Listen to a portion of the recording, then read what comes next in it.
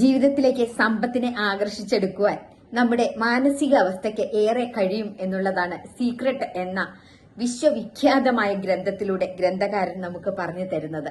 അതിനായി ഏറ്റവും ആദ്യമായി നാം മനസ്സിൽ കരുതേണ്ടുന്നത് സമ്പത്തിനെ ആകർഷിക്കുവാൻ വേണ്ടി പണത്തെപ്പറ്റി പോസിറ്റീവായ നല്ല ചിന്തകൾ മാത്രം മനസ്സിൽ ഏതു നേരവും കരുപിടിപ്പിക്കുക. രണ്ടാമതായിട്ട് ഒരുപാട് പണം കയ്യിൽ വരുമ്പോൾ ഞാൻ ചെയ്യുമെന്ന് ആഗ്രഹിക്കുന്ന കാര്യങ്ങൾ അതിനെക്കുറിച്ചുള്ള സങ്കല്പത്തിൽ ആ സങ്കല്പത്തിൽ തന്നെ നിത്യമായി നിന്നുകൊണ്ട് ആ സങ്കല്പത്തെക്കുറിച്ചുള്ള സുഖചിന്തകൾ ഏറെ കരുപിടിപ്പിക്കുക. പിന്നൊന്ന്, എപ്പോഴും മനസ്സിൽ സന്തോഷം എന്ന് പറയുന്ന സ്ഥായിയായ സ്വഭാവം സ്വീകരിച്ചാൽ ഏതൊരുവനും ക്രമേണ സമ്പന്നനായി തീരുമെന്നുള്ളതാണ് ആ സീക്രട്ട് എന്ന് പറയുന്ന പുസ്തകം നമ്മളോട് പറയുന്നത്. അതുപോലെ തന്നെ നമ്മൾക്കിഷ്ടമുള്ള എന്തെങ്കിലും കിട്ടിയാൽ അത് നാം സ്വന്തമാക്കി കഴിഞ്ഞിരിക്കുന്നു എന്ന് ചിന്തിക്കുക. അതിനെ സ്വന്തമായി കഴിഞ്ഞുകൊണ്ട് നാം അനുഭവിക്കുന്ന സുഖത്തെ മനസ്സിൽ കാണുക.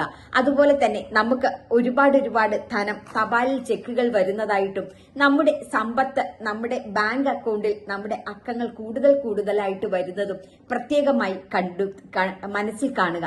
ഇങ്ങനെ സമ്പത്തിൽ അധിഷ്ഠിതമായി നിന്നുകൊണ്ട് നല്ല ചിന്തകൾ കൊണ്ട് ഇതിൽ ഏറ്റവും വലിയ അടിസ്ഥാനം എന്ന് പറയുന്നത് നല്ല സന്തോഷമുള്ള ഒരു സ്ഥായിയായ മനസ്സ് നാം സ്വീകരിച്ചാൽ യാതൊരു സംശയവും വേണ്ട, നാം സമ്പന്നനായി തീരുക തന്നെ ചെയ്യും.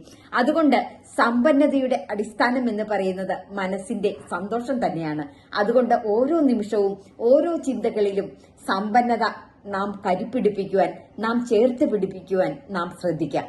അങ്ങനെ നമുക്കും സമ്പന്നതയോടുകൂടി സന്തോഷവാനാകുക തന്നെ ചെയ്യാം.